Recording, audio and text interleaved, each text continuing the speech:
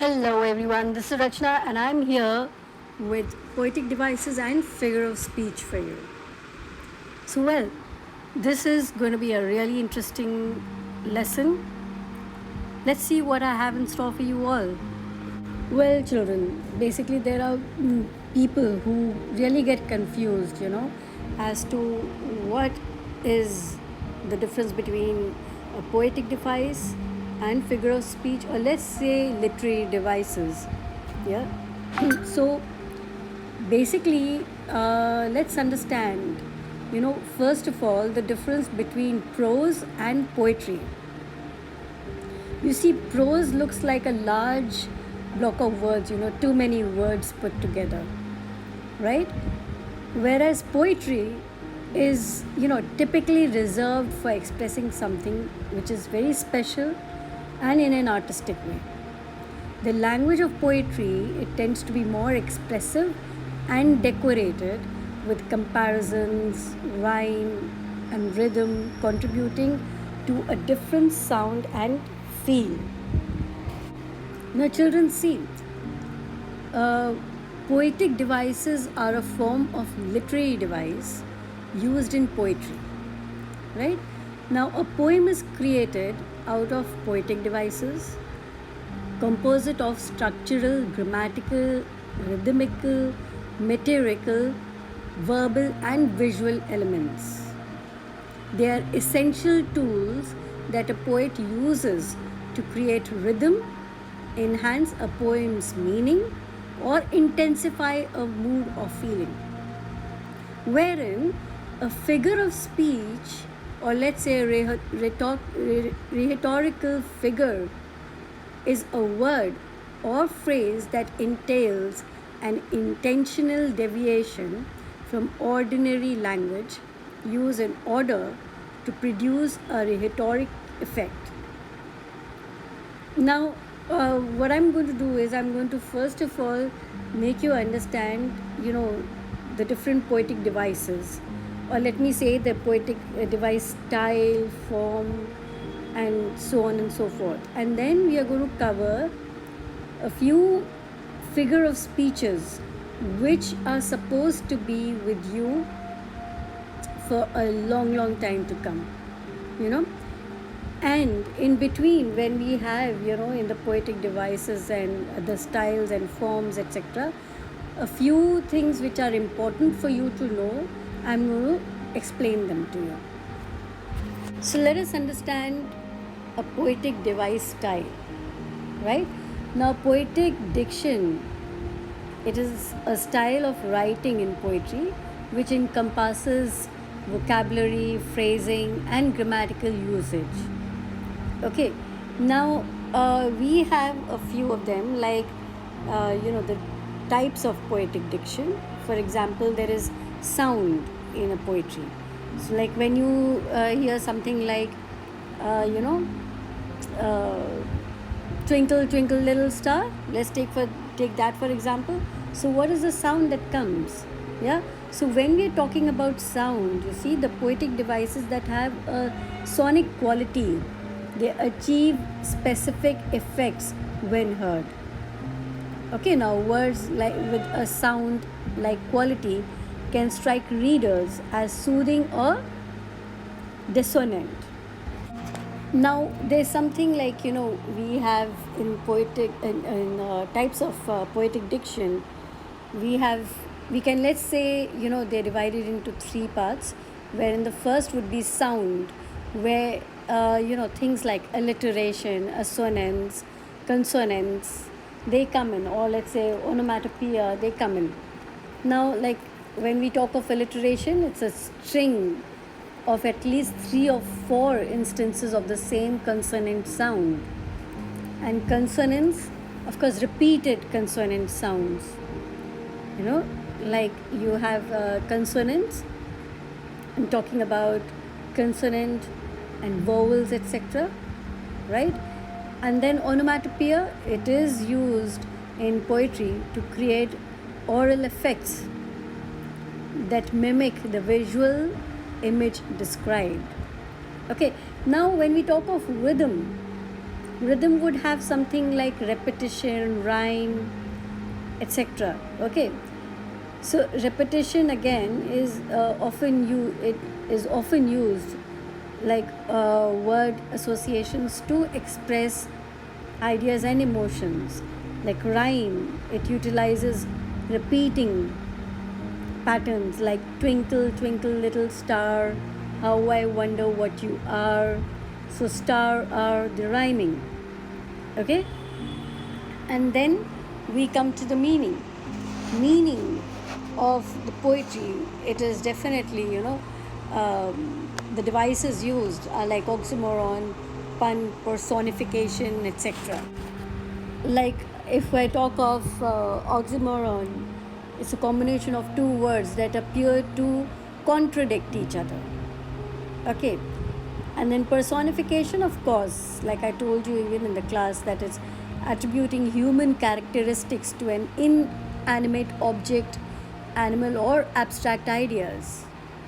Okay, then pun, it is a play on words in which words with totally different meanings have similar or identical sounds.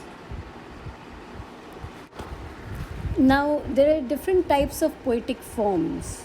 Okay, like a poem which follows a set pattern of meter, rhyme scheme, stanza form, and refrain. Okay, so let's understand they are supposed to be fixed verses. Okay, now when I talk of fixed verses, you have something like a ballad, ode, sonnet, lyric, rondeau. All these, they are supposed to be poetic forms. Now let's understand, like when we talk of an, ode, it is supposed to have several stanzaic forms that are more complex than that of the lyric. Now, like when we say lyrics, it is derived from the Greek word lyre. Okay, now a lyric poetry was originally designed to be sung, like when you're talking of twinkle, twinkle, little star. Now that is a lyrical poem.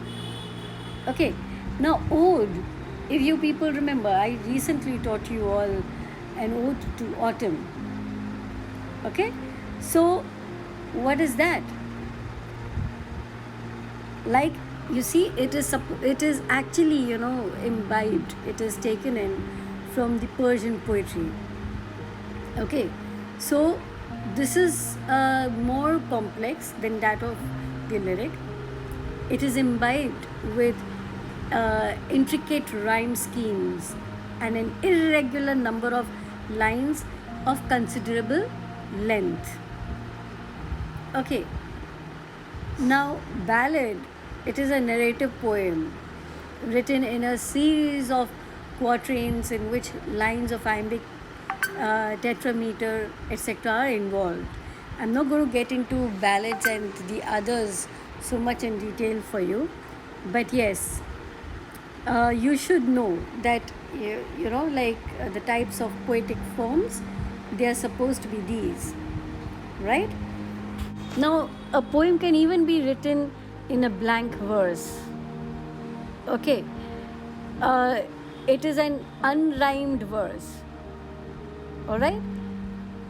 Now, if I talk of blank verse, you have something like spondy or trachea, etc. And then if I talk of a free verse, it is a poetic form free from limitations of regular metric rhythm and fixed rhyming schemes. All right, so this is something about the poetic form. Now children, if we talk of punctuations, we all know what are punctuation marks, and for a more clearer understanding of punctuation marks, I request you to go through my video on punctuations. Okay, so we know what is a question mark, we know what are exclamation marks, we know what are parentheses. Of course, you do have something like ellipses and enjambments, which are also a part of punctuations, and they are important poetic devices, you see. So this is something that we have with in relation to ellipses, the leaving out parts of a sentence or an event, of substituting it with ellipses, is a stylistic element. It represents an omission of words which helps in advancing the story. And now if we talk of enjambments, it is a lack of punctuations. It creates run-on lines where a thought, phrase or clause in a line of poetry does not come to an end break. Okay? Now see children, we have a lot of literary devices and figure of speeches. Okay? I wouldn't get into all of them, but yes, we are definitely going to get into a couple of them which are really important for you all. Now children, please understand, when I talk of literary devices, I mean devices which are important for literature, and literature comprises of poetry and prose both. So these devices, they can be used for both poetry and prose. So to begin with, we have something like metaphor, which is also known as direct comparisons. They are one of the most common literary devices. A metaphor is a statement in which two objects, often unrelated, are compared to each other. For example, he was a lion in the fight. Now we are talking about the qualities of a lion which were there in this human when he was in the fight. And it is also called as an implied simile. Okay?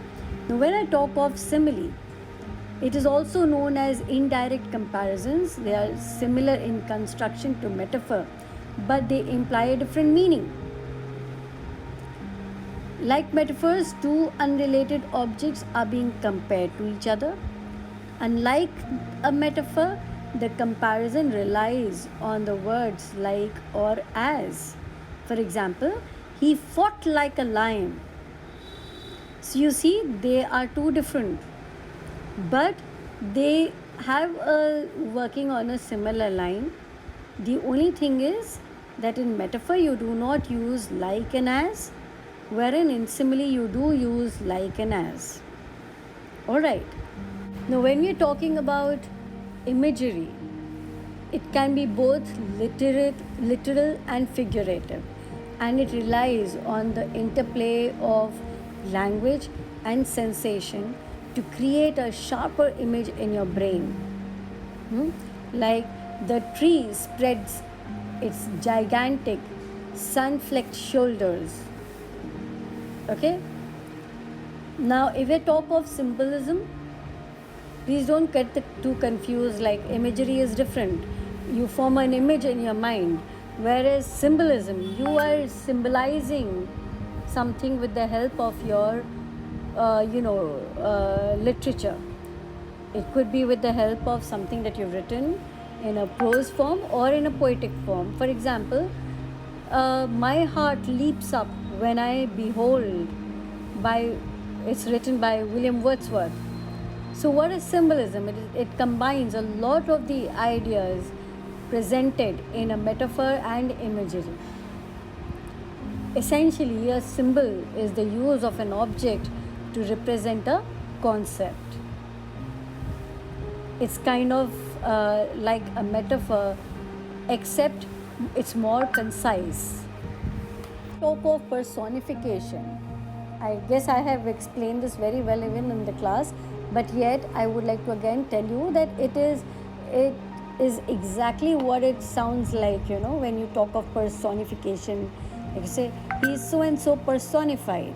Yeah, is giving human attributes to non-human objects. Okay. It is also known as anthropomorphism. Personification is a powerful way to foster empathy in your readers. For example, death lays its icy hands on kings. right? Now, if I talk of hyperbole, you know that one friend who describes things very dramatically, they are probably speaking in hyperboles. Basically, hyperbole refers to any sort of exaggerated description or statement. For example, I'm so hungry I could eat a horse. Okay, so you're exaggerating. Now, often people pronounce it as hyperbole, and but however, even if you say hyperbole, it wouldn't be all that wrong, because many people pronounce it as hyperbole. Now, if I talk of irony, irony is first when the writer describes something by using opposite language. People often describe something as being ironic when really it's just a moment of dark humor. Okay, now a very famous example of irony is in Julius Caesar, the speech given by Mark Antony. So I'm just going to read out a line of that for you. When Mark Antony said, "Let me not stir you up to such a sudden flood of mutiny."